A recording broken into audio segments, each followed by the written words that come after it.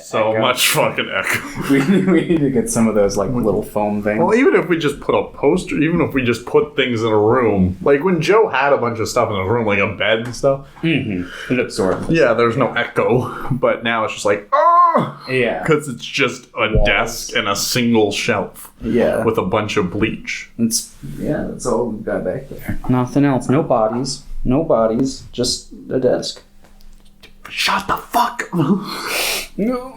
Anyway, welcome to prime time, bitch.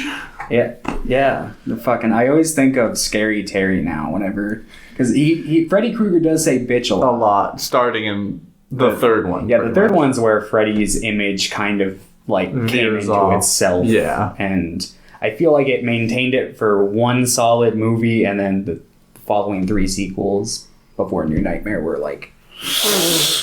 Yeah. So yeah, today we're talking about Nightmare on Elm Street 1 through 7. Yeah. I did end up watching the other 2. I watched the remake and I watched Freddy vs. Jason. I can vaguely talk about those. Like I remember enough from them. Yeah, that I guess I can just at certain points. I guess I'll just say the remake wasn't as bad as some of the other ones, I think. Like, it was really bad, but... It has some interesting ideas, but the execution on a lot of it... Like, I like the idea of, like, the... You know, once you've been awake for so long, you start dreaming. I think that's a really cool thing, but they just kind of use it for jump scares. Yeah. But I didn't hate it as much as some of the ones we'll actually be talking about today. Yeah. And then Freddy vs. Jason was bad, but it was fine bad. Yeah, like I enjoy that. I actually like a lot of the setup around, like the storyline around it, quite a bit. I think it was executed kind of poorly. Yeah, the guy from the Uwe Boll movies is in that one. Yeah, the Brendan. But he's pretty good in it, actually. Yeah, that's where I had known him from. I think I might have brought that up. Is this guy actually a good actor? He's just stuck in Uwe Boll films. Yes. Brendan Flesher or something like that? Yeah, I want to say... I think I'm getting him mixed up with Tom Hanks' son, because I was almost going to bring up Orange County. I'm like, wait, he's not in that movie. I don't think so. But yeah, it was surprisingly watchable. It was really goofy, but I laughed quite a bit. I think it had some bad pacing issues, and not all the characters were good. Yeah. But at its core, I'm like, this is better than some of the other ones I watched. Oh, for sure. Without a doubt. Yeah, and it kind of has the same... They go over similar premises to the 7th movie, too. Or, sorry, the 6th movie. The Kid's Gone kind of thing. Kid's Gone. Well, it's kind of the... I guess we'll get into it when we talk about the 6th movie. But, yeah, if I was going to rate them, I would give the remake a 3 out of 10 and the Freddy vs. Jason a 4 out of 10. Yeah, that seems... That's higher than some of the other things I'm giving today. Yeah. And then I did watch the 4-hour-long documentary, Never Sleep Again, the Elm Street Legacy. Yeah, I watched like the first part of it when it like came out, but I didn't end up finishing it because it's like a huge fucking documentary. It went by pretty quickly, I will say. Didn't feel 4 hours. It felt a little long, but they talk about 8 movies, plus the TV show. Did you ever watch the TV show? It was pretty much just like a Tales from the Crypt kind of thing. I had like a bootleg DVD when I was a kid, so I had like super low quality, and it was only a handful of episodes, but I did watch some of it. I hear they're all on like Daily Motion. I might, if I get some free time, watching the documentary, they're like, yeah, we just kind of started it, and then we just kind of forgot about it and let the people that were running it just do whatever the fuck they want. Yeah, I remember there was like one episode where like a lady like kills her husband or something, but he had like a winning lottery ticket and she hears the numbers, so she's got to like go like dig it out, and like Freddy gets involved, of course, and he's like, aha, bitch. Well, for the most part, I'm pretty sure like a lot of the episodes where he was just like the crypt keeper. He just kind of introduced stuff and maybe popped up like once or twice. But I was reading about it, and apparently a lot of people really liked it. And I'm like, maybe I'll watch an episode or two. There were some decent It had 44 episodes, which was surprising. And I guess there was a Friday the 13th show? Yeah, that didn't have like anything to do with the like Jason Voorhees. It was just kind of... It was like an anthology series, I'm pretty sure. Okay. Because they talk about it. doing research on this episode, I found out about the Nightmare on Elm Street series. Freddy's Nightmares. Yeah. And then in the documentary, they talk for like 20 minutes about the TV show, and they bring up that. I'm like, wait, what? Yeah. What? Why? When is Leprechaun going to get a TV show? That's what I've been saying. When's Leprechaun versus Pinhead? Bring back Warwick Davis and Doug Walker. Doug Walker. I can't remember the guy's name. I know it's Doug something, the guy who plays Pinhead. Doug Bradley? I think it's Doug. That's Doug Bradley, yeah. I'm pretty sure. Oh, those movies are bad. I was just talking to somebody on the Letterboxd Discord, and they're like, I just marathoned Hellraiser 3 through 7. And I'm like, I'm so sorry. Yeah. I'm gonna marathon all 10 soon, probably. So am I, because I had planned to do it before the werewolf thing took over. So I gotta finish that commitment at some point. But yeah, it's not high on my priority list. I've also been we've been continuing our young adult stuff, so we did watch Aragon, which I watched 9 months ago. And I think the biggest problem with Aragon is there's a lot of parts that I think are pretty decent. Mm-hmm. I think the effects on the dragon, Saphira, look really good. Like, they looked amazing in 2006, but they've held up really well, and I think it's because, like, the director was a visual effects artist beforehand, like, specialized in that. Okay. So, and they had a budget of $100 million. So a lot of the other effects don't look great, but the dragon looks pretty good still. Okay. And just in general, I think that the first, like, 20 minutes of the movie and the last, like, 15 minutes are pretty decent or pretty good. And it's just the middle chunk that's just terrible. So it's really sad because I think there is the opportunity for a good film there. Aragon reboot when? Well, I guess how much of the content you didn't like is from the book? I read the book, I've read the second book, but I know they cut a lot because Pierre's read the book and he was telling me about the stuff they cut. Okay. I feel like I would enjoy a reboot. Yeah. We also watched Holes, which is a movie I've hated all my life. Really? Yeah. It's always surprising. And I really wanted to like it this time. I'm like, I'm being a bad sport about this. I want to like Holes, and I still hated it. I don't like anything about that movie. I haven't watched it. The soundtrack's okay. I haven't watched it since like 5th grade, but I remember liking both the movie and the book. So. And then we watched City of Ember yesterday. No, yeah. That movie flopped hard. Yeah, I remember. It had Bill Murray in it, didn't it? It did. Yeah. It was like $55 million budget, and it made $19 million. Like, just terrible. Yeah, I think the movie's actually pretty good. Okay. It's not awful. It has some really cool world building. A lot of the sets are like handmade, and it's they put a lot of effort into it. And the same thing, the visual effects in it, they have like these giant big animals, like big moles and big moths and stuff, and big beetles, and they all look pretty decent for being a 12-year-old movie. It's mostly disappointing because I'm like, I want to see more of this series. Yeah, I remember reading a little bit of the first book when I was in like 5th or 6th grade because the movie was coming out. And I was like, oh, I want to see it. I'm excited. I'm going to read the book. And of course, I wasn't much of a reader back in those days. Yeah. So I had like severe ADHD. So I was like, this is boring. And then I just never watched the movie because I probably just carried that baggage over. But maybe I'll give it a watch one of these days. It's pretty much the exact opposite of me. I can't read anymore. Except I have been reading, actually. Me and Hinate have been reading Scooby Apocalypse, the comic series. Oh, nice. It's really, really good. I thought I was going to go into it and it's like, fun little gag, but it's really good. Yeah.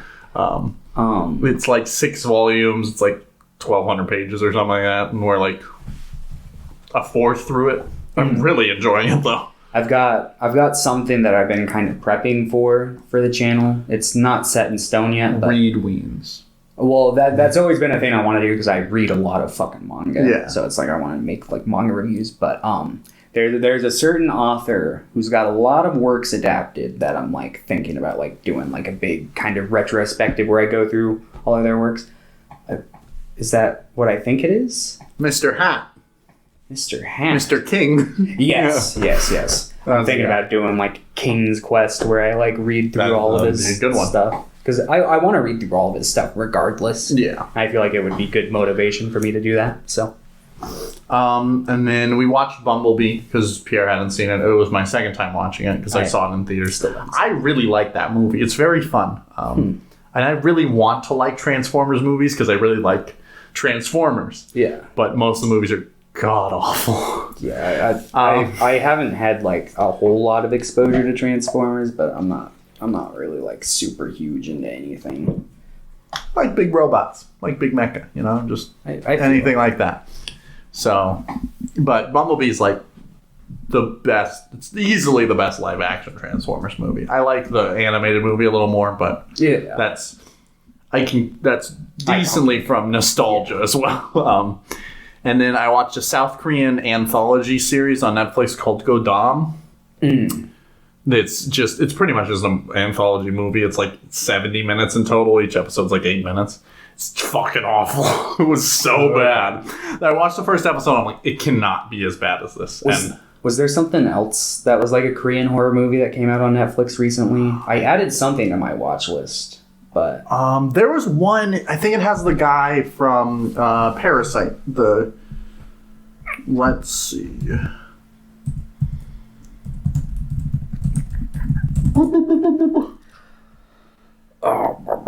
Time to Hunt, I'm pretty sure, came out on Netflix. I don't know if it's a horror movie. I think it's like a drama thriller kind of thing. But that came out on Netflix, and that's from this year.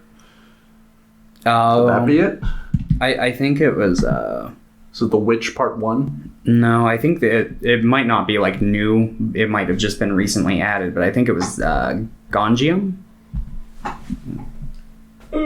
The title. That movie's great. Is it?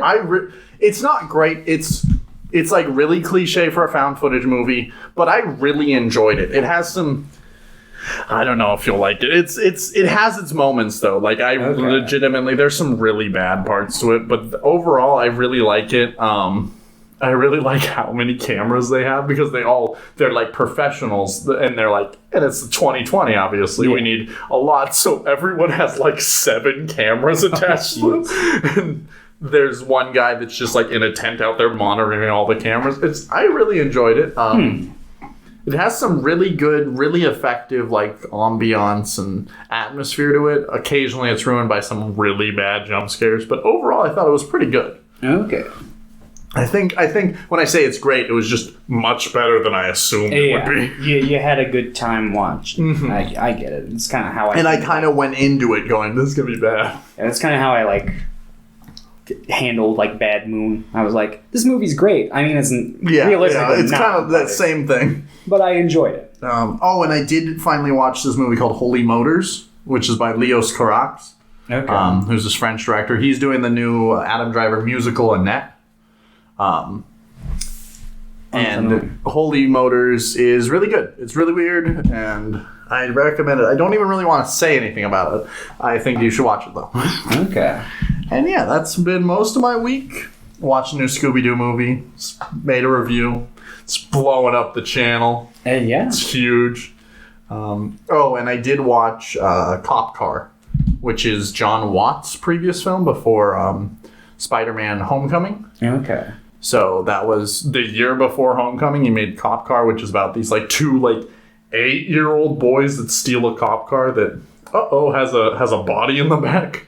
No. And Kevin Bacon is the cop, and he's like running after them the whole time. It's kind of silly, kind of fun. I really like parts of it, but it's like a movie that should be like 50 minutes or like 60 minutes, but it's pushed on to be like 80 minutes. I want to say it's been a while since I've seen this, if this is the case, but I want to say that there's a very similar premise in a Simpsons episode where Bart steals like Wiggum's car or something like that.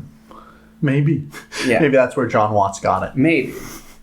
But I didn't like it overall, but there were parts to it that was really good. It was just like, I really hate that movies are like need to be 80 minutes or something like that. I agree. God, this would be so good as like a 40-minute film. No, totally. I'm a fan of. You should just be able to make whatever you want. Yeah. Like, I'll watch a 40-minute movie or I'll watch a 7-hour movie, but I need the content to not feel stretched or pushed, like rushed. Yeah, I'm same way. And yeah, that's what I've been up to.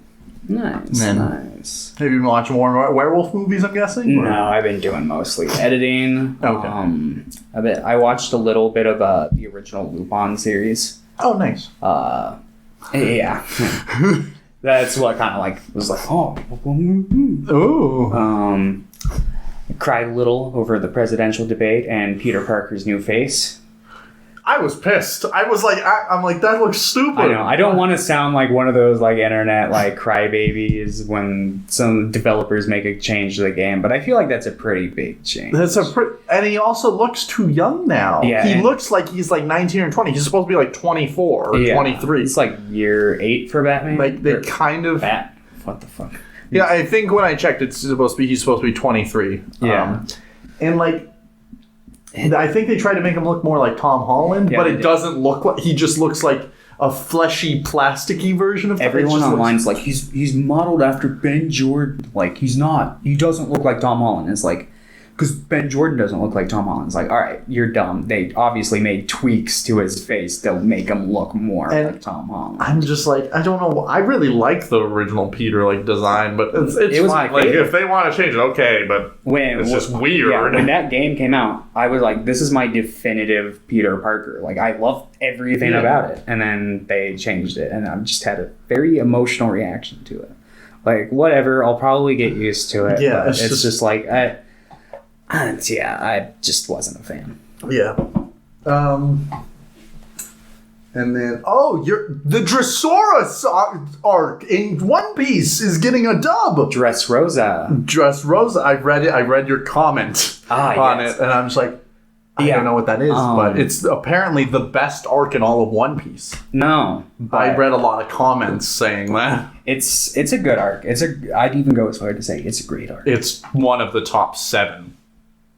Maybe. One Piece has got so much good arcs. There are so many good... So many bad arcs. There's only a few that... Even How many the bad arcs are there in One Piece? It would be easier if I broke it into sagas. But if you go with saga, there's the East Blue Saga, which is the first 100 chapters. It's basically like the childhood of the crew. It's like Luffy going out to sea and gathering the crew members.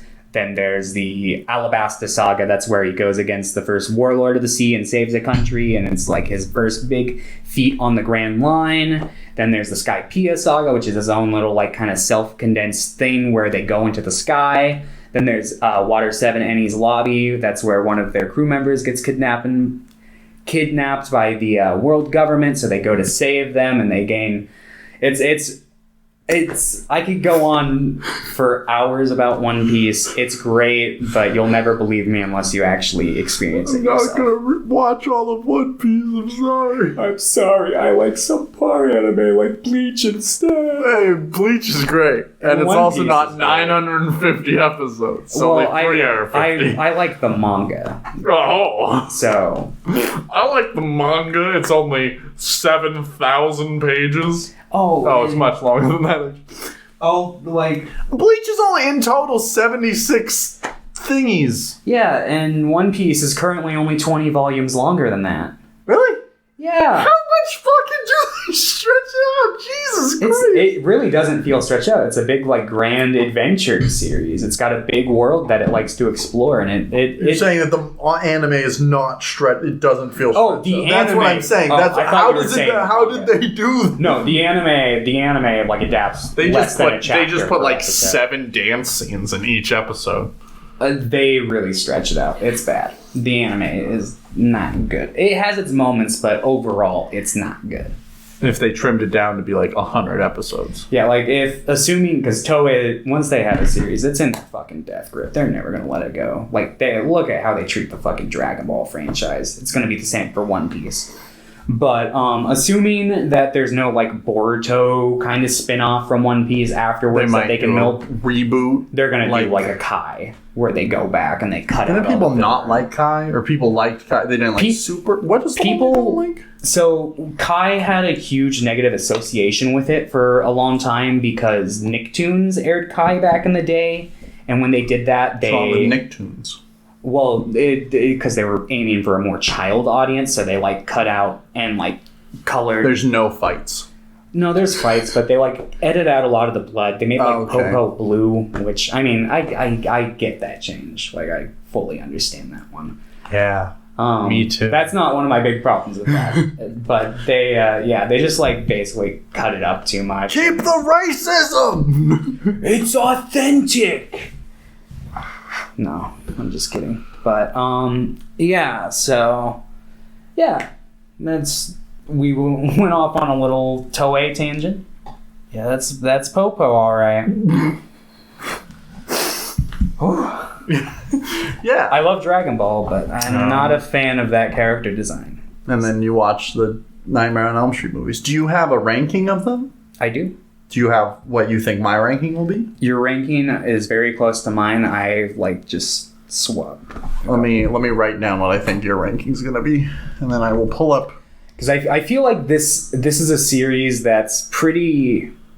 Unless you're fucking like delusional, I feel like most people who watch these movies would have a similar ranking. You're gonna be shocked at mine. I hope not. It's just 5 is number 1. You're like, this was the best. I wasn't lying before we started. But yeah, I don't know.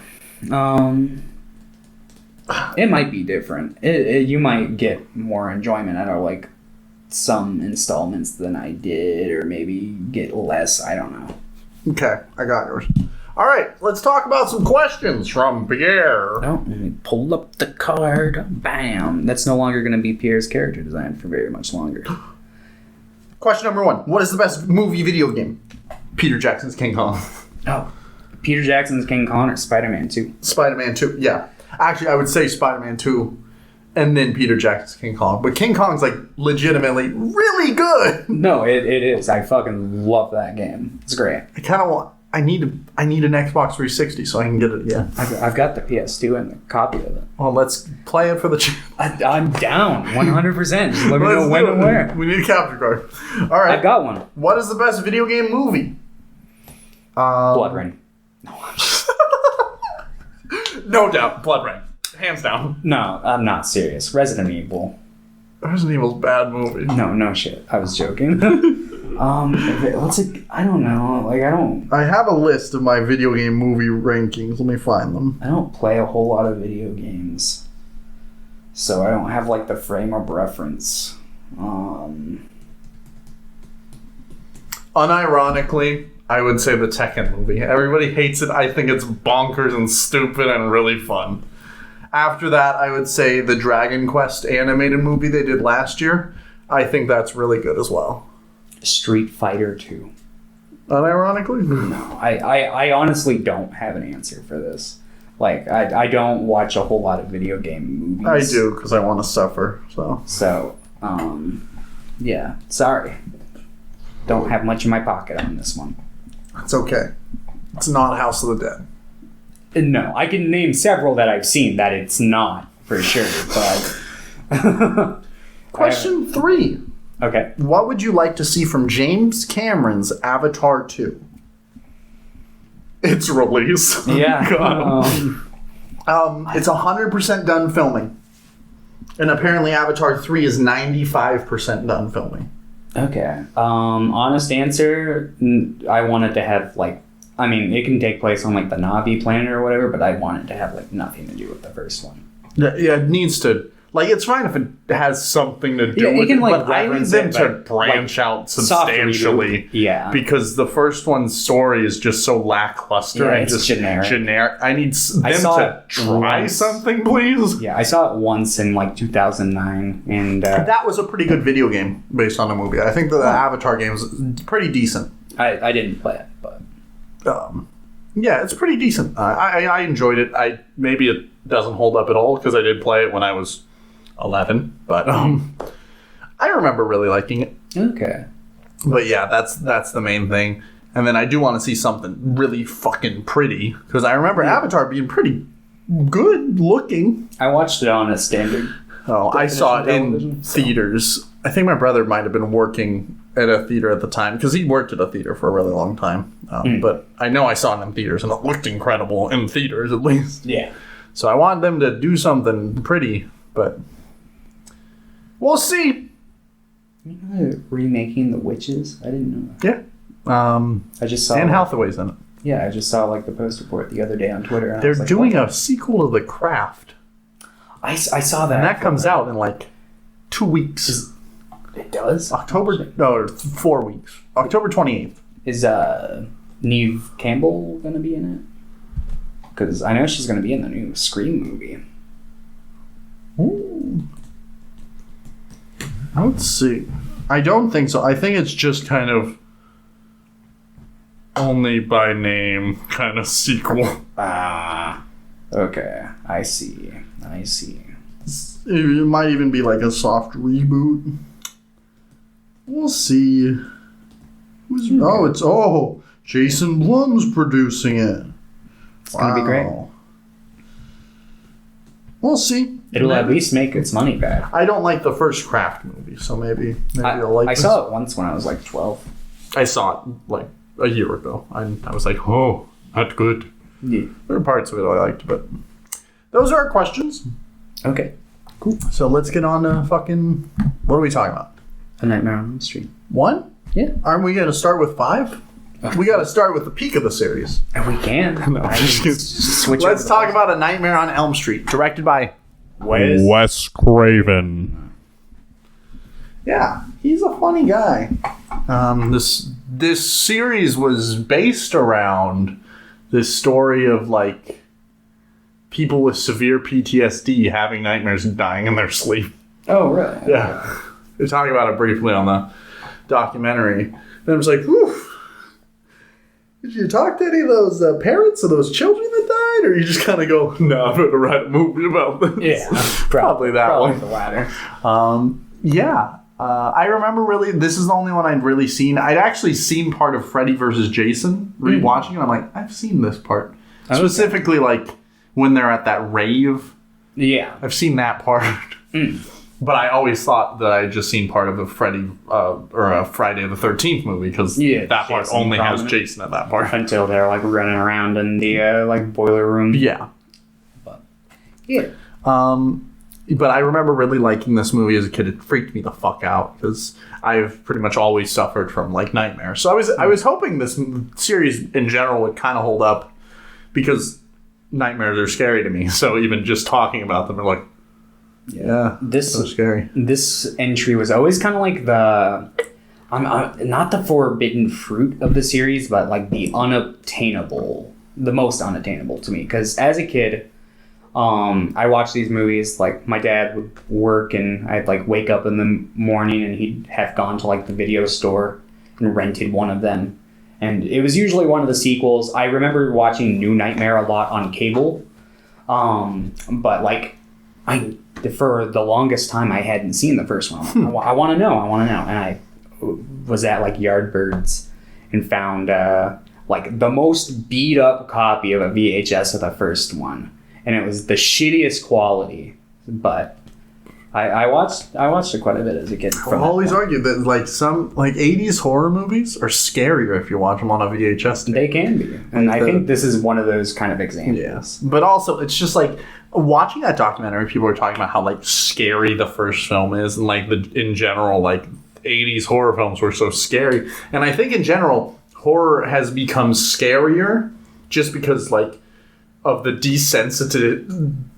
how we become so desensitized to everything. Yeah. So like a lot of 80s horror movies aren't scary in like execution. I still think Nightmare on Elm Street is a pretty scary in like ideas, but yeah. No, for sure. There are some moments that like they don't creep me out as an adult, but like I got like the echoes of like bits that creep me out, like when Tina's in like the body bag at school. That part's actually like that would have scared the shit out of me as a kid. Yeah. That was like one of the few movie scenes as a kid that kind of gave me the willies, because I was a pretty desensitized kid. I watched a lot of these movies. Yeah.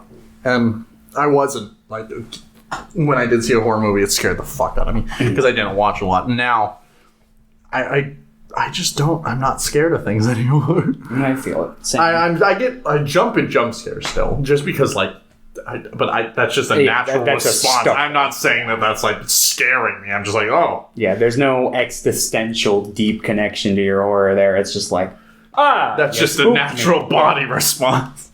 But I really enjoyed this movie on rewatch. It's really creative. Like, I know a lot of people say that, like, oh, the creativity just kind of went up and up throughout the series. And I'm like, what the fuck are you talking about? Like, I get ideas, I guess, but I don't think so. Even creating the character of Freddy is a pretty interesting idea. And I think that he's, like, if you look at all the 80s, late 70s, 80s, all these horror villains, I think Freddy's the most interesting of them all. Yeah. Because most of them are just slasher villains who are just guys, which is fine for if that's what you want to do, but Freddy is something different. He's something more menacing because he's something that you literally can't really do anything against. I think he was one of the first slasher villains that just didn't wear like a mask in general. And they talk a lot about how he was one of the first ones that really talked, because Mike Myers and Jason Voorhees, they don't talk. Do they ever talk? I don't think so. No. But Freddy, he doesn't talk like a ton in the first one, but starting with the second one, he's just like, won't shut the fuck up. I got the body, you got the body, I got the brains.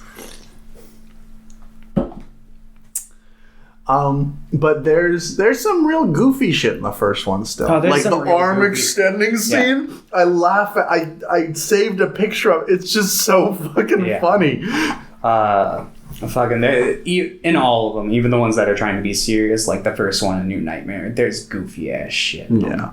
It's just kind of who Freddy is. He's a goofball. Yeah, and even like New Nightmare, they're trying to make him not a goofball like at all again. And then the last few minutes, like, this is funny. Yeah, like I'm just like, Wes Craven, I just don't. I think you're a good, like, I think you're funny and you're a good guy, and I think you have good ideas, but I think you're just naturally a funny guy, and you're just making funny things without knowing it. I think this was a Wes Craven movie. There's like a movie he made. I never watched it, but I saw a review on it. Apparently, it wasn't even meant to be a horror movie. It's about like a kid who has like a robot or something. And the producers like tried to push him into making it a horror movie, and there's like a scene towards the end where he like chucks a basketball at a woman's head and it like fucking explodes. And it's just like, yeah, he makes goofy shit and it's fun. I think when he's trying to be too serious, it often is like, Was that Deadly Friend? I think so. Yeah. They talk about that in the thing because that was he was right about to start the production of. I think they were starting the production of. He was starting that, and they were looking for a script for 3, I think. So he wrote a first rough draft of that, which would later be altered because the third one's like pretty jovial in tone. I think there are scary parts, but they do want to make it more of like a fantasy film. Yeah, his version was much darker. Okay, much darker. Makes sense. And he was like, yeah, but I like what they did with it instead. Yeah, no, it's got fucking like a Harryhausen skeleton in it. And I unironically, I was like, Nightmare on Elm Street 4 and up should have just been the skeleton. I would have watched. Well, I watched them regardless. Yeah, I would have watched them and not been angry. Yeah. But yeah, so the first movie premise is real simple. They're all the same premise. Yeah. Teenagers start dreaming, and Freddy was a child murderer who was killed by a bunch of parents. And then he became some kind of sleep monster that isn't really talked about anymore until like 5 through 7. They'll like give like 5 and 6 brief different explanations throughout the series. But the 6th one is like, there are demon fish in him. Yeah. They show like some sculpture that is supposed to be from like the Roman Empire or something like that. I don't know if it's... I'm assuming it's fake. I assume that's not a real piece that they're like inspired off of, but... Maybe it might be. I know that... You never know. I don't know. I don't know much about, like, the Roman culture in that regard, but But in the first one, it's just the main character's name, Nancy. Her dad is played by John Saxon. Mm-hmm. The two most interesting characters in the entire franchise. Yeah. Maybe. The two of them. Actually, Freddy's probably the most interesting. Yeah. The two most well-acted characters outside of Freddy. Because, Jesus Christ, the acting in this series is really bad for a lot of it. Yeah. I think 1 and 3 has some... 3, I think, overall, I think most people are really good in it. Or at least good. Because they got some big names in 3. They had fucking Lawrence Fishburne. They had... the Lost Highway. Patricia Arquette. Yeah. She's bad. Bill Maher's I don't think Patricia Arquette's very good in it. It was her first role. Yeah. Bill Maher's not really in it. That was a joke. I just think the main guy looks like Bill Maher. But 3 overall, I think, has the best acting. And, there are occasionally, one character in each one that is fine. But most of it is just, yikes. Yeah. The first one's mostly fine. And the third one's good, and 7's pretty well acted, except for the child, I think. The first one, it's got fucking 4 teenagers and 2 adult characters. Johnny Depp. Johnny Depp's one of them. He was not in the documentary. That doesn't surprise me. He makes a brief cameo in 6, but... Yeah. Yes, he does. I think that was the last time he had anything to do with the franchise. I mean, Tim Burton probably was like, no more. Do anything gothic and surreal and fantastical, it's going to be through me. But Tim Burton's Nightmare on Elm Street. I'd give that a chance. That seems even now. Maybe he can return to his roots. Pre-2000. Here's a good one: Edward Scissorhands versus Freddy Krueger. It would probably be Freddy, but so Edward Scissorhands is just a guy with scissor hands. Yeah, but he's got a tender heart. Yeah. And they beat Freddy with love in the second one. Why not in that one? No, I'm just kidding. But yeah. So I guess we're kind of bouncing all over the place, which is fine. It's fine. We're not really talking about the plot. If you want the plot, you watch the movie. It's just kids die and sleep.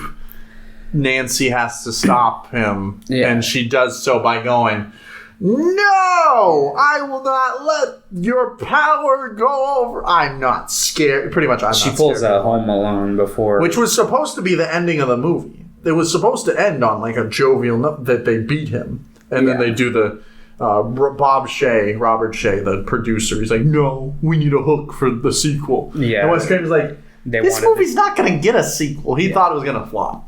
Wanted the shock ending, and it's it's stupid. Yeah, it's I'm like, it doesn't make sense. I'm like, why does it? And then the mom gets sucked through the window, and that looks stupid as fuck. Yeah, it's clearly just a fucking inflated doll. But something that these movies tend to do, I've noticed, is I'm always kind of interested. They build up a lot of the real world repercussions throughout the movie. But then as soon as it all comes to an head, or after it all comes to a head after the climax, and they're like, we could show the aftermath, but instead we're going to give you a spooky dream sequence. We're going to fake out. Yeah, and it's just okay. It's kind of smart, I guess, but it's dumb. But yeah. The iconic moments from this one, like I said, the body bag. The phone scene. The phone scene. I'm your boyfriend now. Heather Langenkamp, she has that prop. She's like, I want it. I don't blame her. I think the first scene with Tina's death was really strong, and it looks really good, and they used a rotating room for that. Yeah. I wasn't sure if they originally. I'm like, what they probably did was they had an upside down room and they filmed her. And then just had that film going and filmed him in front of it. But no, they just used a fucking whole rotating room. Yeah. Which they used later for Johnny Depp's death. Which is also a great sequence. Yeah. And they were talking about how when that happened, they did that. That was a one thing. They could only do one take of that just because of all the things needed for that. Yeah. And because of the way that the blood all went on, it started tipping the room. So that's why all the blood starts going to one side. And then after it cuts, it literally went all the way around and blood got everywhere because there's a window in that rotating room. So the blood went out of the room and it went on everywhere. And the cinematographer was like, he was fucking pissed. He was like screaming.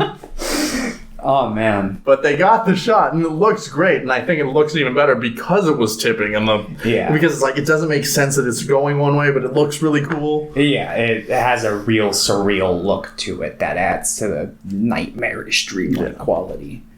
But yeah, that's... How were the other deaths in this movie? There was the hanging, the one. Epstein scene. That was filmed in reverse. Just because they had like no budget, so they just put it around him and then slowly unsnaked it. Yeah, because I know that this is apparently that guy during the scene, he was drugged out of his mind. Really? Like he was talking about how like he would come to set like really fucking high, and he's sober now. He was talking about that. He's like, I really don't like that I came to set like so fucking high on something. Yeah, I mean, I feel like it probably paid off. It looks fucking like a guy who's just like got fucking framed for killing his girlfriend and is going insane because he doesn't know what the fuck it was. He makes I'm pretty sure he makes a cameo appearance in New Nightmare during the funeral. There's a Tuesday Night who played Kristen at the beginning of the fourth one because Patricia Arquette didn't come back. She's also in that scene. Yeah. Oh, okay. There's a couple people that are in that. I noticed some Easter eggs from the other movies, and I thought that was nice. Like at the very beginning of 7, they have like the the melting face from 5. Huh. When like he's like. But yeah, 5. They love 5. They do. It's for a reason. Best of the franchise. Worst selling. What? Worst selling, I think. We're selling. Worst selling. Oh. Lowest grossing. I thought you said we're selling. I'm like, we're selling. We're selling 5. That's buy 5 on DVD now. It's from Weens.com. Yeah. It's illegal. Bootlegs? No, not really. We're gonna sell bootlegs of specifically Night on Elm Street, The Dream Child. Yeah, I'll dig out my old VHS of it, and we'll just do a rip of that on DVD. It'll be great. Yeah, but overall, I think the music in the first one's really good as well. I really like the music in this one. I think that the music in general is good in 1 and 3, but the rest are... Angelo... I can never pronounce his last name. The guy who does like stuff with, like David Lynch and for Twin Peaks. Angelo Balla... God, I can't remember. Ball is in your court? But he does the soundtrack for 3. Oh, okay. And I thought that... And who did it for 1? I don't know. I didn't pay attention for... Oh, yeah, it's Charles Bernstein. Who did like Cujo, and he did some other stuff with Craven. I unironically thought you were going to say Charles Band. Yeah, not even Robert Band. Charles Band did it. Yeah. You mean Richard Band? What did I say? Robert? I did mean Richard Band. Angelo Badalamenti. Yeah. Good guy. Yo, he did the soundtrack to National Lampoon's Christmas Vacation. That's a great fucking movie. I have a feeling I'll probably pick it for Christmas this year. That and Christmas Vacation 2. I haven't seen that one. I've heard it's just dreadful. Oh, I'm sure it is. But I like Randy Quaid, so yeah. Well, as Frankenstein. Yeah, I think about that Frankenstein movie a lot. It's good. I kind of want to rewatch. I'm glad I have it on DVD. Yeah, I'm glad I bought it on because I bought it instead of rented it. I'm glad I did that. The movie's really good. I'm like, I might up my rating next time I watch it just because like it has such a lasting impact on my brain. No, he did a good performance. But all right, you want to give the score for the first one, or is there anything? Yeah, that's about it. Good movie. Not my favorite in the series. Also not my favorite in the series. I would give this one a 7 out of 10, though. I really enjoyed this one. I had a lot of fun with it. Same. I will say one thing. I don't like the end cop-out scene, though. Yeah, I don't like the end cop-out scene. I think it's bad. And there's one bit of logic with the movie that it's nitpicking. It's like, but it is present.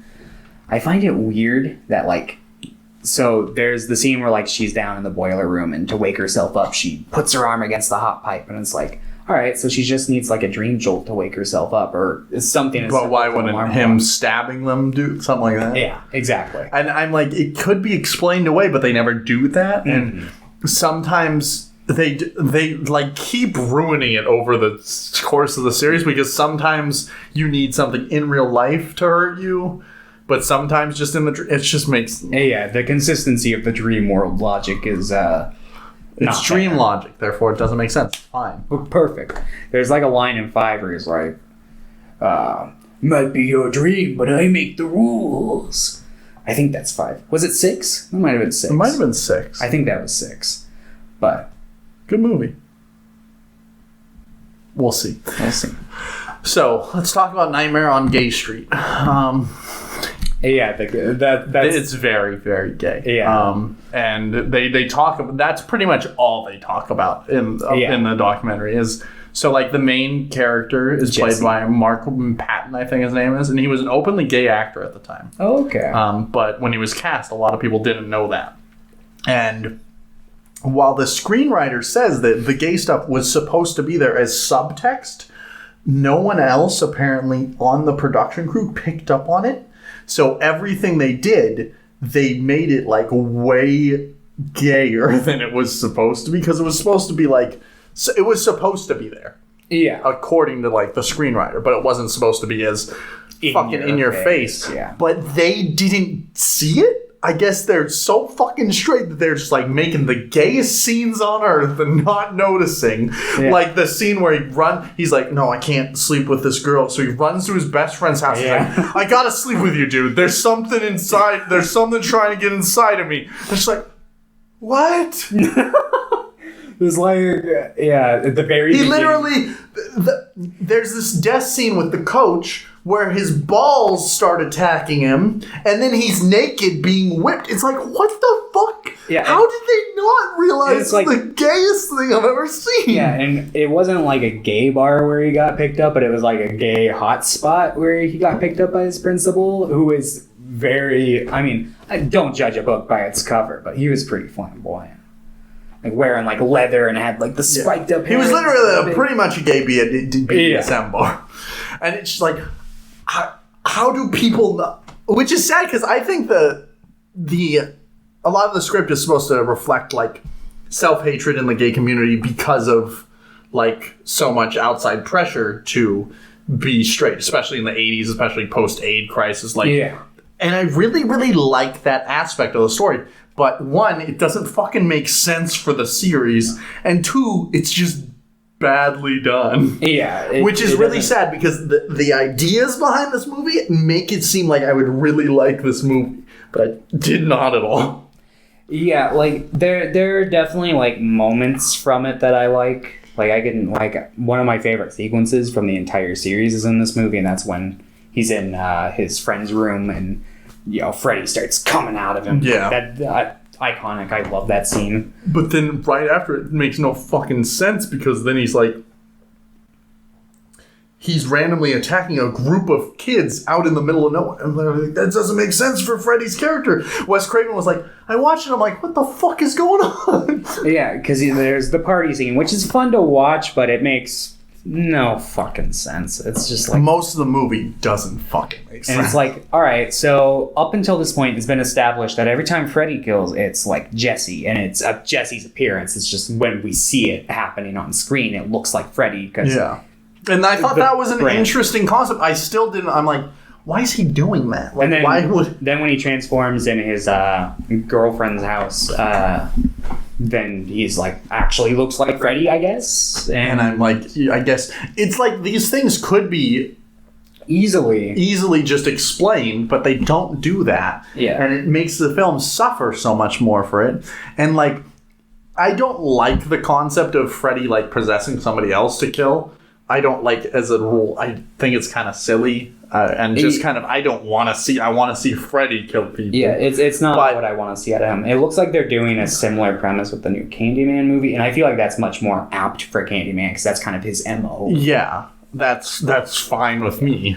But they could have explained it away just being like Freddy's scared because he did almost get wrecked in the first movie, and he's like afraid that if he keeps going into people's dreams, somebody else is going to be able to like pull him out and stuff. So he's using somebody with like a weaker constitution. But they don't do that. They just like, this is what's happening. Yep. And I think that a saving grace for the series of me not like having a horrible time is they're all short. Besides like New Nightmare, they're all like an hour and a half. Mm. But this one, I think, could have used another 10 minutes just to have some explanation, and it would have made the movie, like, not good, but not bad, not awful. No, for sure. And then he's, like, at the end, he's saved with the power of love, but straight love. Yes. Yeah, the screenwriter was like, yeah, they probably just became friends after that. They were probably like, I don't, okay, we're friends now. Yeah. And I'm like, that's funny. But I think most of the kills in this are just pretty boring. Yeah, there's not a lot of imagination. I don't like the pool party scene like at all. I'm like, why is there fire everywhere? Like what? And they were filming that for like weeks just because of all the like fire effects. I'm like, and it's just I don't like the scene. I think it's pretty bad. I laughed my ass off at the bird scene. The bird, that they literally scarred the dad's eye with that prop. Really? Yeah, because they literally just put like a fake bird on a string and started spinning it around. Like, this because they had a really big prop before that was like on a stick and stuff, but like it was way too big and didn't look like a bird anymore. So they literally just made a tiny bird, like put it on a string.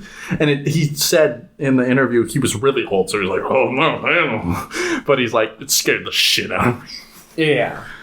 Fuck. Poor guy. This is why CGI is nice. Yeah, like CGI. Like and Hinata asked me, like, if practical effects are like cheaper, why don't we still do it? And I'm like, well, first of all, if you're not good at practical effects, it looks really bad. While like CGI, good practical effects are more expensive. Yeah, they're more expensive, and you also need like specialists. You need people that are good at making them. Yeah, and it's more dangerous. Like, it's more dangerous. They talked about the.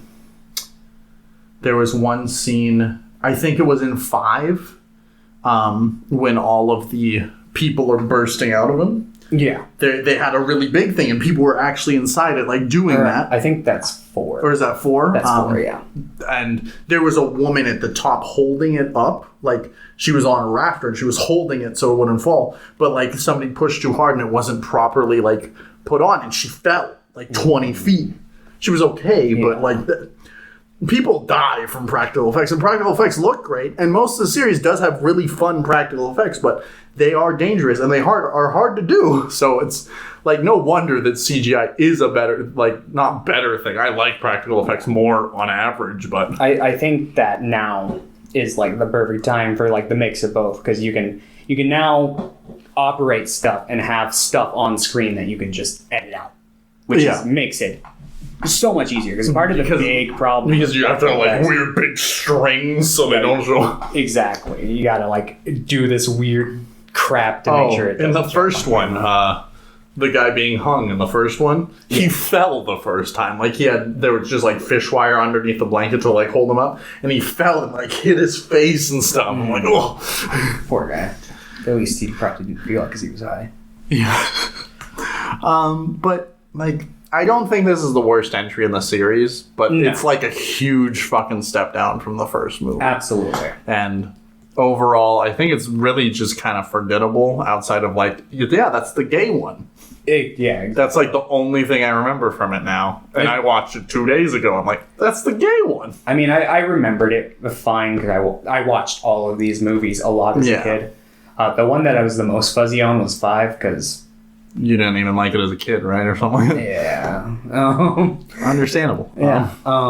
But, yeah, no, it has its moments, but yeah, overall. I would give this one a 3 out of 10. I gave this one a score. Let me look at what it was exactly. A 3 or a 4, I'm guessing? I think I gave it a 3. Where are my lists? My lists. Oh, fuck. Show the notes. No, I gave this one a 4. A 4, okay. I'm going 3. You're changing it right now. I am. Thomas is like, we have to be matching. All right, so let's talk about Dream Warriors, which has the fucking best song ever made. By Dokken. There go. We're the Dream Warriors. Oh, don't want to dream no more. Yeah, so this is probably the most fun entry in the franchise. Yeah. And it's probably, for a large body cast, probably got the most enjoyable characters. Like, they're not super fucking developed or anything. Yeah, but they all have something unique about them, and they're all kind of fun. I really like almost all of the characters, pretty much. Like, I think my favorite one's the wheelchair guy. I always like him. The Wizard Master. Yeah, I'm sad whenever he dies. It's like, no, you got too cocky. You went up and got too close to him. He was like, Rrr. It's like, I got you, bitch. Yeah. But so the claw is like a real thing. It's a real prop. Yeah. And it's non-retractable. So when he stabbed him, they just put a 2x4 right next to him, and he just stabbed him. He's like, yeah, I was really hoping he just didn't miss. And I'm like, Jesus Christ. Oh, God. Because pretty much all these movies are still like being on a no budget, or like this one I think had a $4 million budget. Yeah. What's your favorite sequence from this film? I mean, I think Welcome to Primetime, bitch, is a classic scene. It is. And it looks really fun. I do really like the Wizard Master scene, though. I think I like the two that come to mind. I actually really like the scene with the nurse that turns into Freddy Krueger. Oh yeah. With Joey. Spits out all the tons and. I just like the idea of that. There's some really cool ideas. Like I like the group dream first and stuff. Yeah. I really liked the doctor character, Gordon or whatever. He was really good. He's got a really interesting arc that I think is very relatable to like stuff today, because he's like, he knows what the right thing is to do. Yeah. But he's like, it's just not practical. Like, it's going to get me in trouble. But he's like, but he knows it's what he needs to do. And the return of Nancy makes her much more interesting. I think she's pretty interesting in the first for being like a one-off horror character, but I really like her character in the third movie. I have to talk about this real quick. It's jumping back to the first one, but two of the most genuine lines from the first one that I absolutely love. There's the scene where she first comes home and the bars are on her house, and she's just like, gross. It's like, that is 100% what I would say. Gross. And then there's a scene later where she's like screaming at the cop across the street, and he's like, it's gonna be okay, don't worry. She's like, go get my dad, you asshole. And he's just like, after a while, he's like, maybe I should go get him. Like, after she starts busting out windows, he's gonna kill me. He's like, maybe I should go get him. There was just a weird death across the street that, I mean, could have been a murder or some weird There's blood all over him. But yeah, maybe I should go get Mr. Thompson. I think, is it Nancy Thompson? Yeah. Okay. Nancy Thompson and Lieutenant Thompson. I don't remember his first name. I just know John Saxon. Who also returns in the third movie. And I think he also has a really interesting character where he's just like a drunkard. Yeah. Because he lost his wife. Yeah, because at the end of the first one, he basically sees his wife die in a supernatural bed. And he's just like, no, didn't happen. I'm just going to go drink forever. Yeah. I'm the nostalgia critic. I don't remember it because I don't want to. Exactly. So yeah, basically there's a mental ward where a bunch of... And I think this setup is probably the most terrifying of them all, because they're surrounded by people that won't let them go and don't believe them that their nightmares are killing them, especially the old lady, the doctor. She's in the documentary and she's like, yeah, when I was playing the character, I thought I was the good guy. And I'm like, did you read your lines? I mean, in real life, yes, but this is a horror movie, so real life logic. Maybe just believe. I don't know. I'd probably believe there's like some weird sleep demon.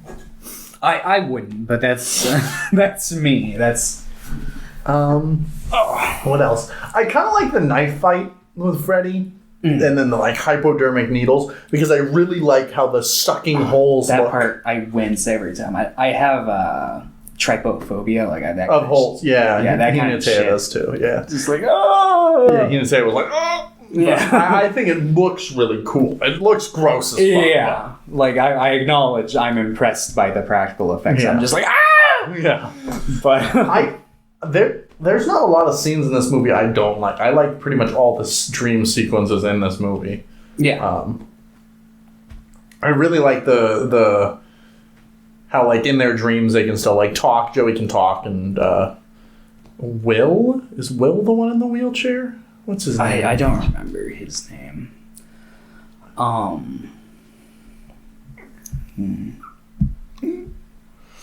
Yeah, Will Stanton.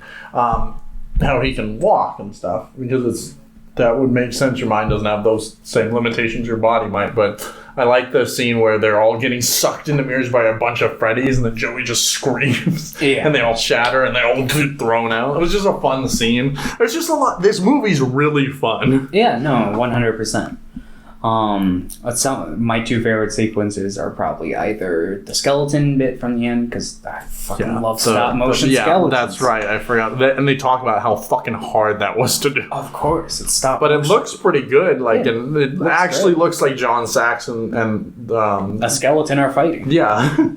And then I'm a big fan of, like, the big worm scene where he, like, comes up and starts eating. I forgot. Yeah.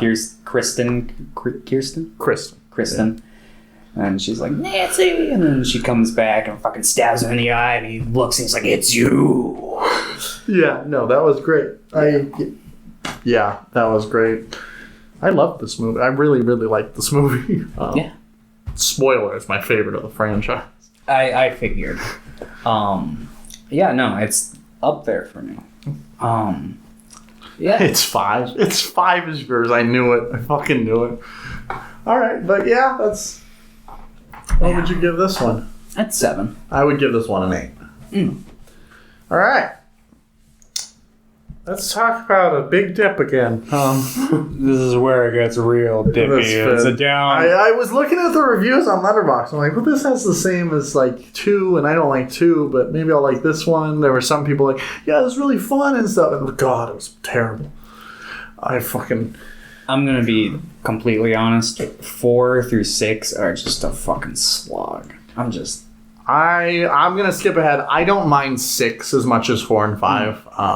I like some of the ideas they do in 6. I think, in my overall, like, opinion, 6 is slightly above 4 for me, but only by, like, a hair. Oh, okay. No, I liked 6 substantially more than 4 or 5. I didn't like it, but there are ideas in it that I enjoyed. We'll get to 6 when we talk about 6, though. Yeah. But 4 is...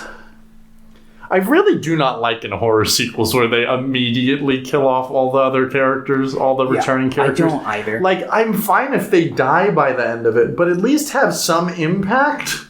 Yeah. And Kincaid and Joey just die. Yeah, like Kincaid dies in, like, the first 7 minutes. Yeah, no, they literally kill Kincaid and Joey, like, back to back, and then they give Kristen a little more time, and then they kill her off. And I think just give her powers to Alice. Yeah, and it's like, I think that this, if you were to call, like, 3 through 5 a trilogy, since it's kind of, like, got that cohesive line through it. Yeah, and they're trying to do, like, a similar tone. I think it would have been more effective if they had stuck with and made Kristen the Dream Master. Yeah. I feel like it makes more sense, but I think because they had a new actor, they were like, oh, we'll just kill her off and bring in someone else. Give it to Alice. And that'd be fine, but honestly, Kristen's new actor was probably on par, if not maybe I think she was a little better than Yeah. Patricia Arquette, and I think Alice was pretty bad. Yeah. And I think Kincaid and Joey were both good. Yeah, and no, I like their characters, and it's sad because they just die. And I kind of like Kincaid's first, like, dream sequence where he fucking pushes a car onto Freddy, and I'm like, why couldn't they just let him escape? And then, like, he warns, like, why? Also, if I was in this dream world, I would totally dream, like, indestructible skin. Like, what are you gonna do, stab me? I dream a good Freddy that helps me out. Oh, got him. Beat ya. Hey, I'm just gonna dream about Goku real quick. I dream I'm a Super Saiyan. I win. Sorry, Deus Ex Machina. But I dreamed that I have all the Dragon Balls and I wish you don't exist anymore. No. No one remembers you. But fuck, where are we? So all the main characters from the last one die, and Alice has this ability that she figures out that she's absorbing everyone else's like energy and powers, pretty much. yeah, and there's all the one bit of the positive nugget I'll give this one. It comes with a caveat. Like, I don't think it's fantastic, but it's the bit of positive I'll give this. I think it's a creative idea that, like, as her friends die, she, like, peels back, like, their pictures from her mirror. And it's obviously like, oh, your friends have to die for you to find your true self, which is a weird, messy message. But I like the imagery that goes behind it. Like, I thought, it was like, all right, at least that's something. Yeah. And I mean, like, what's funny is my favorite sequence in this movie is the karate guy or whatever who's fighting Freddy, but Freddy's not there. Yeah, it's he's just invisible. It's stupid, but like it's probably my favorite just because I think it looks dumb. Do you think they did that because of budgetary restraints? They talk about it. They're like, they had another death for him planned, and then there was a time where he wasn't supposed to die. Like they went through a bunch of revisions, and they started filming 4 without like a completed script. They did that with 4 and 5, I'm pretty sure. That makes sense, because there's also, like, this fucking... I thought I was having a stroke. I didn't remember this bit from when I was a kid, but there's, like, the bit where they just keep repeating the scene where they get into the truck. Oh, that was planned pretty... They really liked that. Like, a lot of the people, they're like, this is really... I figured that was just another budgetary thing where they're like... No, they wanted to do that. Like, that was a... Which I think it works okay. I thought I was having a stroke. I'm like... Is my copy broken? What the fuck? And then finally it got to the point where they're like, I think I've been here before. It's like, oh, okay. I was like, what the fuck is going on? But I kind of like that scene. I don't know why. My least favorite death in this film. I really, really do not like the Roach Motel. I think it's stupid. Like, I think the effects are okay, I guess, but it's just like, I think it also drags on a lot. Like, it's too long. Like, yeah, no, that whole... Which is weird because, like, 6's deaths are really long, if I remember. Like, the dream sequences. Yeah. But I was fine with those. Yeah. Like, but this one, I was just like, this is stupid. It's not so much that the deaths in 6 are long, but, the sequences leading up to the deaths. Like, Carlos's is, 8 minutes long. Yeah. But I was fine with that.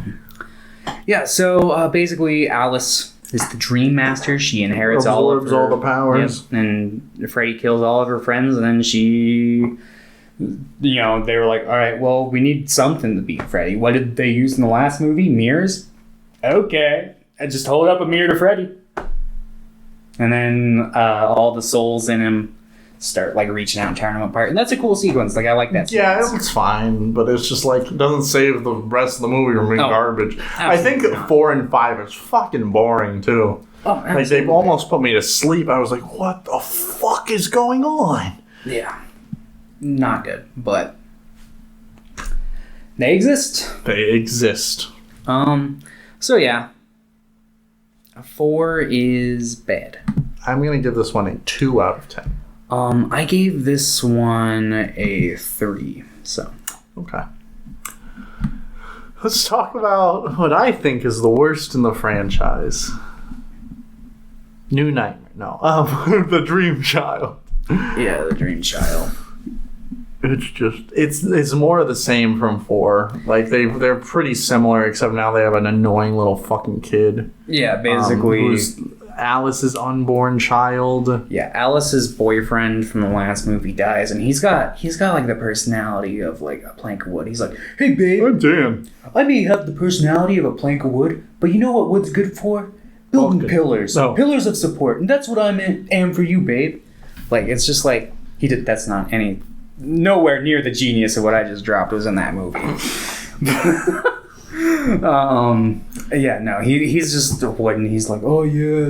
They give him a little bit of a character arc in the beginning. And I don't even blame it on the actor, because I was watching the documentary and it's just he had nothing to work with. Yeah, he was during it they didn't even have a name for his character, so they just went with the guy's real name. Like, he just didn't. His name's just Dan. That's just it. That's the whole character. It's Dan. He's a nice guy. Yep. And then he dies, and because his motorcycle fuses with him. And I'm like, I guess I like some of the effects on the motorcycle. They showed the uncut version because they cut a lot of 5.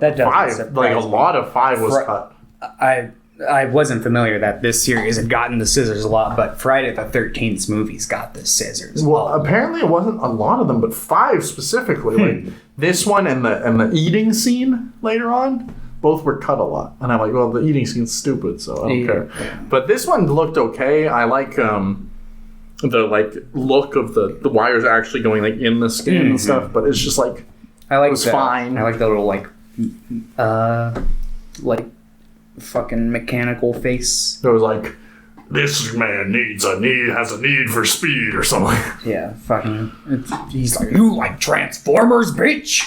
But yeah, the boyfriend dies, and she's like, no, and then she gets. They're like, you're pregnant, and she's like, no, and then then it's like, Freddy's mom. We want the baby. We have a legal right to it. No, which. No, you don't. That's not how... That doesn't make any sense. Yeah, he was a sperm donor. Get the fuck out of here. I'm pretty sure it was unintentional, especially after reading it, but this movie's like really pro-life. Yeah. It's like, no, he's like, we have to say, no, I'm keeping my baby. It's living. It's breathing. It has dreams. I'm like... Yeah, I'm pro-choice if that's her choice, whatever, but... But it's just the movie itself just comes off as pretty like pro-life, which is saved all of her friends who died if she had just killed the baby. That's literally what they say in the fucking in the documentary. Like, I think the movie actually says abortion's good, and I'm like, no, that's not what the movie says. But I wish it did. Yeah, it's what it like kind of secretly implies. It was obviously on it. But the more implied, like the one that's right in your face, is like, save the babies. Yeah. It's kind of like someone if they're like, I don't know, they're trying to do something to prove a good point and then they end up just fucking it up and it's like, see, I proved the point. Yeah, you proved yourself wrong. Yeah. But it was kind of like how they were trying to make like a somewhat of a gay message and they've made it a heterosexual relationship at the end of the second movie. Keep Freddy out of the political sexual spectrum. Especially because like Freddy's a fucking pedophile.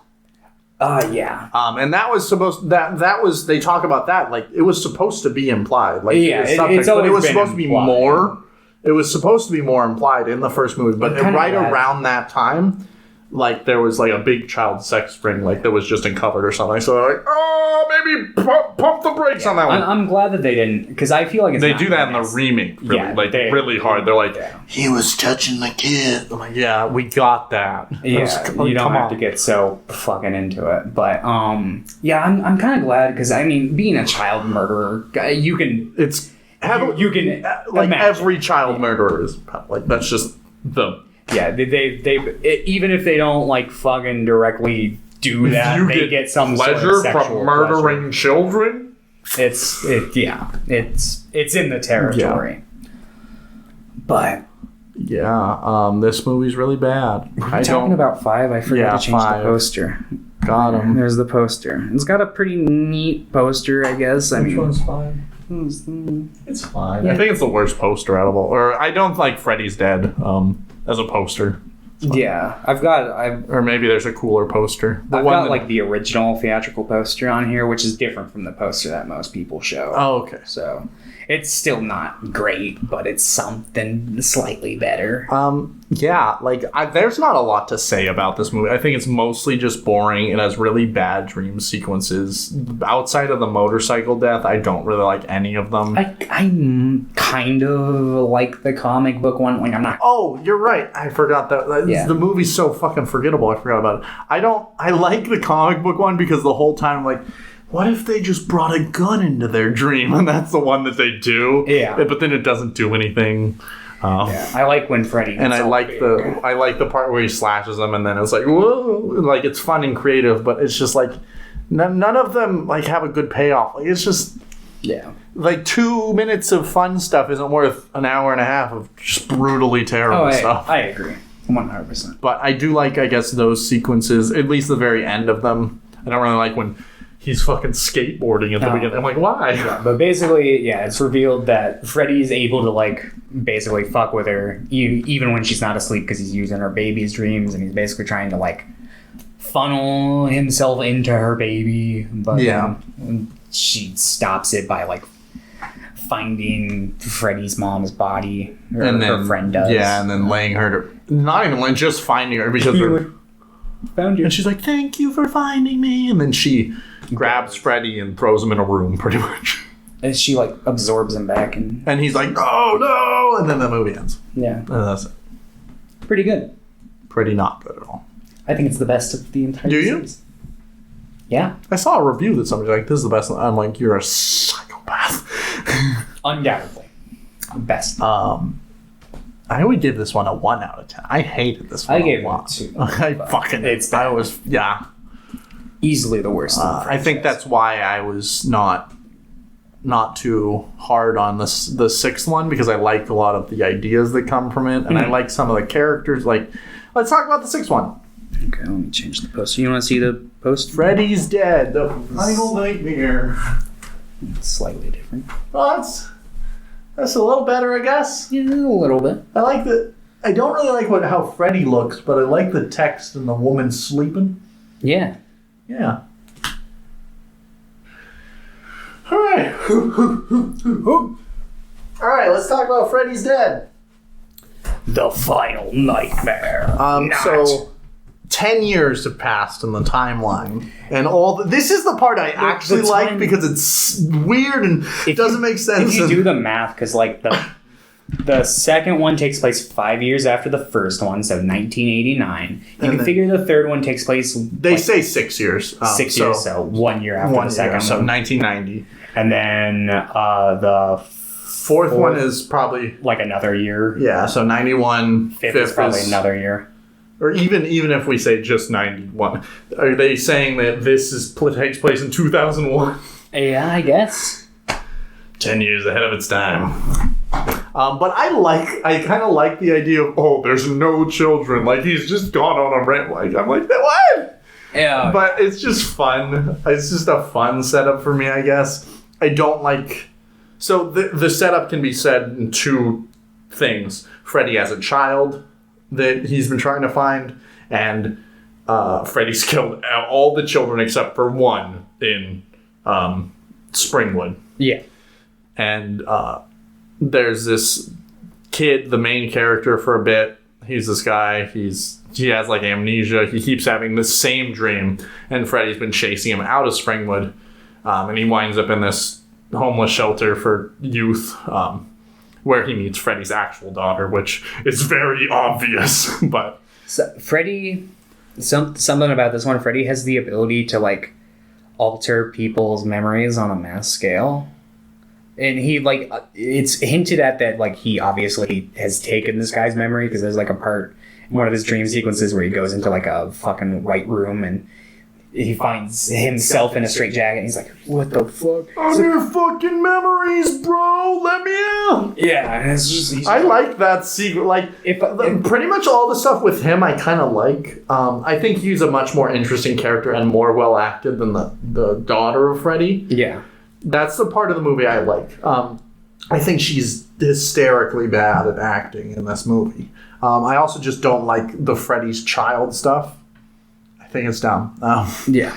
I think most of the stuff in this movie is dumb. But I kind of like all the kids are gone stuff, and he's like, every town has an Elm Street. The town I grew up in has an Elm Street. That must have freaked you the fuck out. No, and I lived right near it. Because I didn't believe in that shit, obviously. You didn't believe in Freddy? No. I mean, I believed in God, but aside from that, I was a pretty logical kid. I'm pretty sure he goes, I am God in the first movie. No, so he's talking about the glove. Yeah, he just carries it around. So I believed in his glove, but not him. Yeah. I repent. Anyway. Fuck. So he's like slowly picking up the clues. He's got like an article about like the missing Krueger kid. He's like, that's me. It makes sense. That's why Freddy's kept me alive this whole time. I'm the Krueger kid. So then he leads his therapist, and they take a van, and then there's there's these some kids hiding, stowaways. yeah. And then one of them's Breckenmeyer. Probably the most notable casting from this movie. Yeah, There's Alice Cooper, Roseanne Barr, and Tom Arnold are in it. and then the black guy, who's the other like doctor at that. Yeah, the dream expert. He's been in a lot of stuff. Nothing comes to mind. What is it? I can't remember his name. But yeah, so basically he's like, ha ha. Yaphet Kotto. He's in like Alien. The first Alien? Yeah. Oh, that's him? Yeah. So he's been in a lot of stuff. Shit. Cool. He's in The Running Man. He was in a lot of stuff.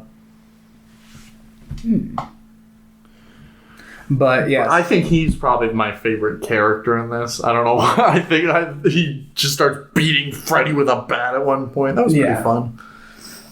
So basically he's like, eventually it gets to the point they all go to Springwood. They see that there's no kids left.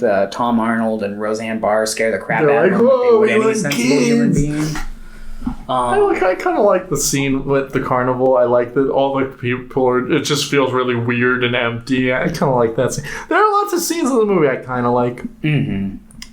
I kind of like this. Actually, I don't like this movie, but there are a lot of parts I kind of like. I like the video game scene because it's just bad. You forgot about the power glove. And he's like, great graphics. I just thought it was stupid. There's a lot of this movie's really stupid, and I think it's really self-aware, and I'm fine with that because I think that 4 and 5 are really stupid, but they're trying not to be. Yeah. So I think I found 6 to be so refreshing because it knows what it is. Like, they literally just turn Freddy into like a Looney Tunes character, which I'm fine with after 4 and 5 because that's pretty much what he was, but they weren't making that like. They weren't. It was unintentional, I guess. Yeah, so basically the guy, he's like, he's not dreams again, and he's like, "Hi, Freddy, you won't kill me. Why? Because you think I'm your daddy? Nope. It's her, haha." And then he tries to tell her that, but he dies. Yeah, and then she finds out, and then she remembers shit. Yeah, she kills him. She like drags him into the real world and beats the crap out of him. And then stabs him with his own glove. Yeah. And then they shove a stick of dynamite in him. And then he explodes. And then his head comes out twice. The movie was in 3D. Yeah. Specifically only those last 10 minutes. Really? Yeah, when she put on the glasses, that's when everyone was supposed to put on their glasses. I hate that. Anyway, if you're going to go 3D and be gimmicky about it, go all the way. Like Friday the 13th, Part 3. Was that in 3D? Mm-hmm. Huh. Epic. Yeah, there's a scene where one of the characters is like using a yo-yo and it's just like obnoxiously like going. Well, that's there are a lot of parts where she's like, "Look at this bat." She's like pointing at the camera. Yeah. But and then this is where they also introduced the weird demon fish that made him into weird sleep demon. Yeah, thing. Basically they like pick. But they like don't say anything. They're just like, "Oh, blah, blah, blah," and then they go inside him, and that's it. That's like the only explanation they really offer. Alice Cooper is canonically Freddy Krueger's dad. Yep. He was in the documentary. He's like, "Yeah, that was fun." What else would he possibly say about it? I like doing that. I gotta whip a guy. He's like, "I wanted to be in it, but only if I could look not like Alice Cooper." Fair. So he wore a hat, and I'm like, "That's Alice Cooper." Yeah. But yeah. I really don't have much to say on this one. Yeah. I think it's better than 4 and 5. Maybe. I think it's better than 2. It's not as good as Freddy vs. Jason, though. Yeah. I would give this one a 4 out of 10. I gave it a 3. Okay. Let's talk about New Nightmare. Last one we're talking about today. Yep. I was kind of disappointed. I was really looking forward to this one, but I think that its 2 hours runtime really drags it on in the first hour. I think the first hour kind of really destroy what could be a really good movie, because I really like the concept of this movie, and I like meta horror movies. That's why I like Scream, at least the first one, because that whole franchise is fucking meta as hell. They literally talk about Freddy Krueger in the first 2 minutes of fucking Scream. Stop it! Sorry. It's so easy to accidentally kick it. But I like a lot of this movie, and I didn't dislike it overall, but it was just a little, it weighed on me. And it might be because, I did watch fucking 4 of them yesterday. So that's always, it could be that I was just done. I might like it more on rewatch. But overall, it's just, I also think that the kid fucking dragged it down. Because that kid wasn't great. So they couldn't get him to cry a lot of the times. So his parents came in and they're like, we know how to make him cry. And they whispered in their ear, your mom's dead. To make the kid cry. Oh, that's fucking awful. Yeah. And there was a scene later on where he's running in the final dream sequence, and they didn't tell him that fucking Robert Englund was going to jump out at him. So they wanted the scare to be more genuine. And I'm like, Jesus, you can't do that to a child. Yeah, an adult, sure. A kid, no. And then the kid later on is like, yeah, I'm fine with it now, but that really fucked me up for a while. I'm like, yeah, why would you do that? Yeah. But that's bad. I didn't know about that. New Nightmare is just all the characters are real. They mostly take a look at just the first one. Yeah. Like John Saxon, England, and then Heather Langenkamp, and Wes Craven is playing himself as well. And it's just Freddy is real, pretty much. Basically he's being manifested. Basically he was a real entity that Wes Craven had trapped in his story, because that's how this demon is contained. You tell stories of it and it traps it for a little while. But they stopped making Nightmare on Elm Street movies. Oh, let me change the poster. Sorry. So they stopped making Nightmare on Elm Street movies, and then it awakens. It awakens and it starts going after Heather.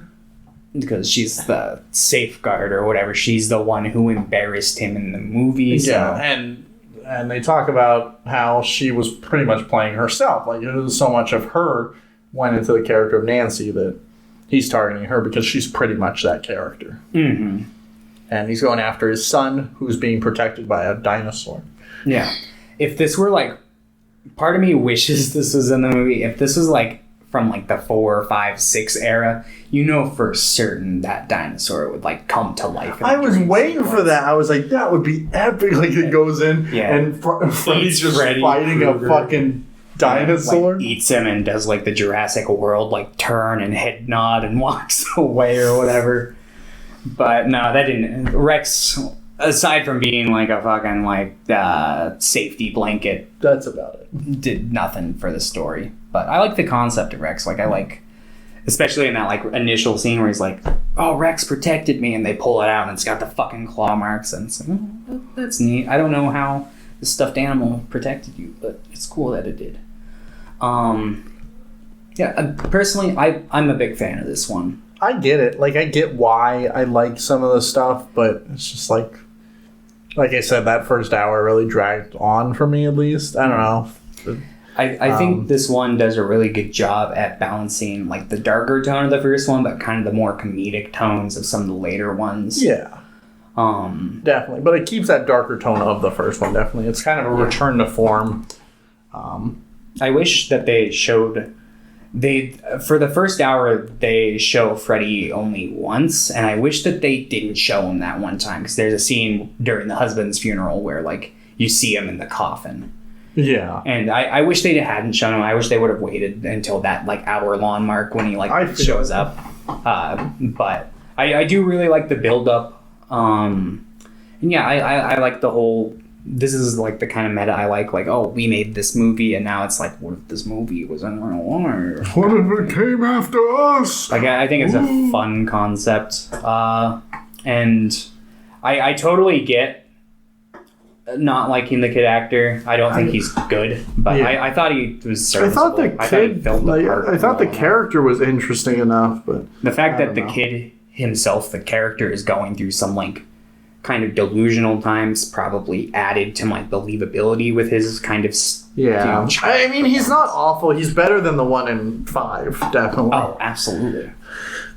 And he definitely was like terrible. It's just I did not enjoy his performance very much. I like the character enough though. Like there's some interesting stuff. I really like the scene in the park where he climbs up and he's like, I was reaching for God, or God rejected me. Yeah. And I like the scenes with Heather and John Saxon together. Mm-hmm. And then he slowly starts morphing back into his original lieutenant character. Yeah.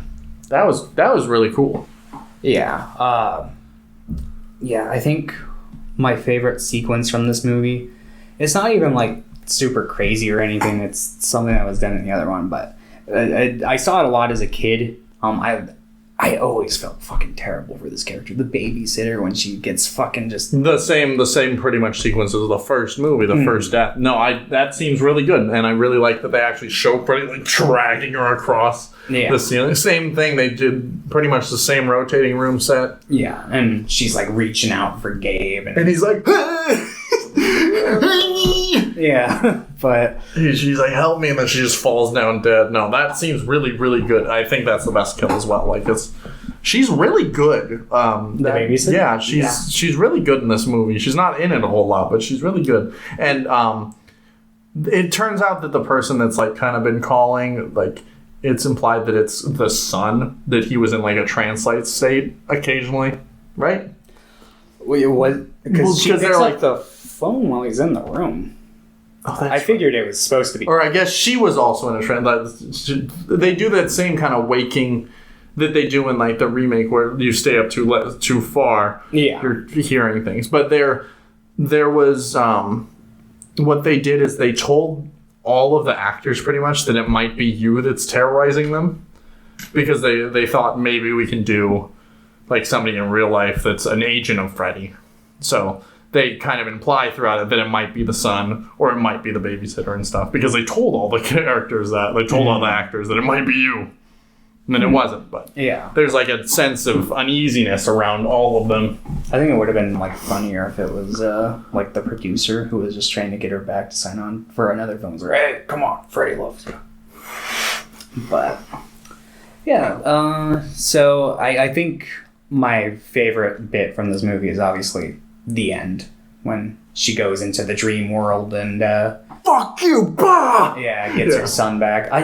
I love horror movies where it's like a mother trying to like protect their kid. I feel that's part of the thing I liked about Bad Moon, and that's got like a bad kid performance in it too, and the kid's not fucking stellar, but it's like I like the struggle of like the single mothers trying to protect their kids. I definitely feel that. It's definitely relatable, because I'm a single mother. No, I've got a little one at home. No, that last sequence was really good. The tongue was kind of fun.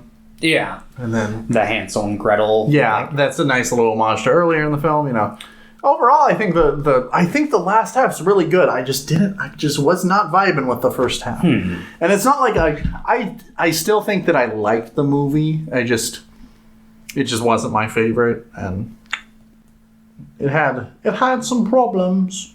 Okay. In my opinion. But I still liked it. Yeah. It's one of the few movies in this franchise I liked. Yeah. But like overall, I'd probably give it a 6 out of 10. Okay. But I'm guessing you're at an 8? No, a 7. 7. Okay. So, we did it. Yeah, I guess. Do you have anything else to say about that movie? No. I really like Wes Craven playing himself. Actually, he's like more creepier than he usually is. Yeah, I like that. Like that initial scene when like Robert Englund comes out on like the talk show. And she's like, yeah. But I really like him in this movie too. Like he does a good job. really like the actors playing themselves and stuff. And then I really like the Wes Craven. The first scene, like that, she's like, hey, I've been writing a thing, and he's like, you have to figure out if you can play Nancy one more time. And then it cuts to his screen where that exact scene had just played out. Yeah. And then she gets the manuscript of the film, the thing she just finished. That was fun. Yeah. But yeah, 6 out of 10. All right, so you want to hear what I thought your ranking was? Sure. All right, I said this is wrong. I think it's kind of close though. Nightmare 1, New Nightmare, Nightmare 3, Nightmare 2, Nightmare 6, Freddy's Dead, Nightmare 4, Nightmare 5. You're I think it was a New Nightmare, and then Nightmare 3 and then Nightmare 1? Mm-hmm. And then were the rest correct? Yeah. Okay, that's what I thought. Once you got talking, I'm like, this is probably wrong. Yeah. And I think maybe if you had seen Nightmare 1 a lot as a kid, that might change. Maybe. But I mean, I did see it a lot as a kid, just not until I was a little older. Oh, okay. Like, I watched the other ones when I was relatively younger compared.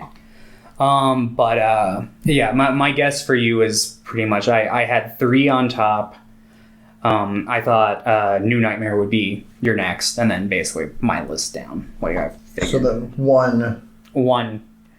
I figured 2, 6, 4, 5. Close. It was 3, 1, and then New Nightmare, and then 6, 2. So just switch those 2, and then 4 and 5. Okay. And I'd put Freddy versus Jason right below New Nightmare and right above Freddy's Dead, and I'd put the remake right above 2. Yeah, if I was to like remake or include those in this list, it would be under 1 would be Freddy versus Jason, and then under that would be the remake. So, but it'd be above like 2, 4, and 5, or I might put the yeah, maybe. I like the remake more than 2. It's hard to say because I 5. haven't seen the remake in quite a few I think years. that Jackie Earle Haley's really trying his hardest. Yeah, my biggest problem with that movie and Jackie Earle Haley isn't even Jackie Earle Haley. It's the fact that they decided to go mostly digital with the makeup. It's true. I think it looks good in the sense that it looks more like a burn victim. Yeah. But it's just like all the effects in it are like CG for like the kills and stuff. It was like, ugh. And also like,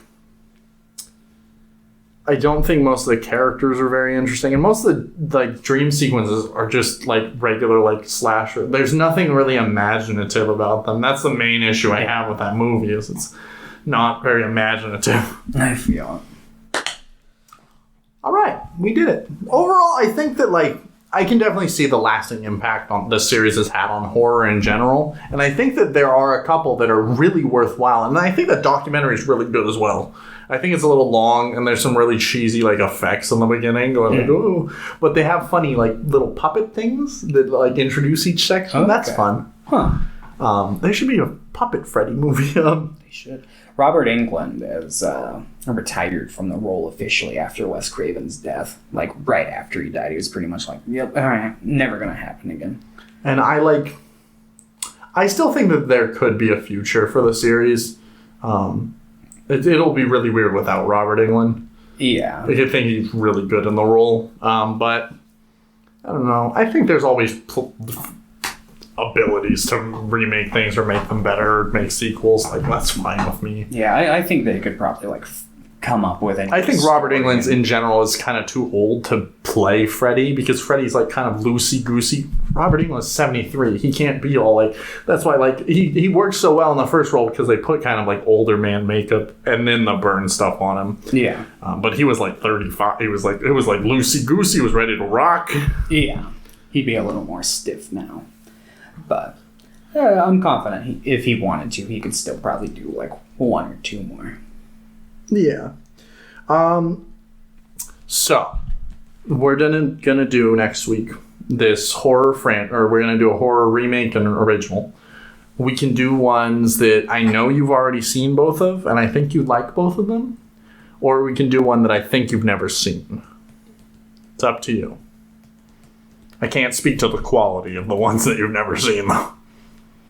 Let's go with the ones that you think I've seen, because I'm curious. I know you've seen these. Okay. We're going to do Texas Chainsaw Massacre and the remake. Okay. I was thinking of either doing that or the first couple Texas Chainsaw, because I think it's 1 through 4 that are in the same timeline. And then there's also Did you ever watch the newer one, the Texas Chainsaw 3D? There was a direct sequel to the original. I'm aware of it. The only ones I've seen 1 through 4, and I've seen the remake. The first remake? Or did you see the beginning, which was a... Yeah, I saw that one. And then there was Texas Chainsaw 3D, which was a direct sequel to the first movie that ignored the other sequels. And then there was Leatherface, which is in the same... It's a prequel to that one. So there's like 3 different timelines. Yeah, it's like they do that with every fucking like this is like the only series that has a straightforward timeline. This and like Friday the 13th, because like fucking Halloween has like the alright, well there's the timeline where the second movie happened, there's the timeline where the second movie didn't happen, and then there's the timeline like there's too many timelines in that fucking series. So. The first Texas Chainsaw Massacre by Tobe Hooper, 74. That's available to watch, rent or buy on wherever you get digital stuff, or you can get it on Criterion, or it's on Tubi TV. Michael Bay just produced the remake, right? He produced the remake. I remember. Marcus Nispel directed that, and he's most notably known for also doing the Friday the 13th remake. And he did the Conan the Barbarian remake. He just only does remakes, I guess. But you said this one's pretty decent, right? You remember liking it okay? Yeah. A big part of it is there's a character who's not in the original, like they create a new character for this one. And pretty much all like they're different movies. Okay, like they both have Leatherface. I think that's what most horror remakes should be. Like exactly the main horror, when you remake a horror movie, you need the villain. You don't need the like main character. Like that's exactly. That's not why it worked. It worked because of the villain. It's the same premise and the like Leatherface, but aside from that, like the rest of his family is like totally new and reimagined. And what's his name? The guy from Full Metal Jacket, Ernie. Full Metal Alchemist. Whatever the like drill sergeant guy is. Like, Marley Ernie. Yeah, he's great in the remake. He's the thing that I remember, like, really carrying it. But it's got some good stuff. It's got, like, Jessica Biel in it. And yeah, she's really good at acting. Yeah, totally. So that's available to buy or rent wherever you get digital stuff. And yeah, we'll watch those. And then I'm sure you'll have something funky for us. And then I'm going to do maybe a trilogy afterward. Ooh. And then we'll be done with October. Yeah. And we're going to have a fucking epic director deep dive. I'm excited. Uwe Boll Part 2. All right, bye everybody. Thanks for watching.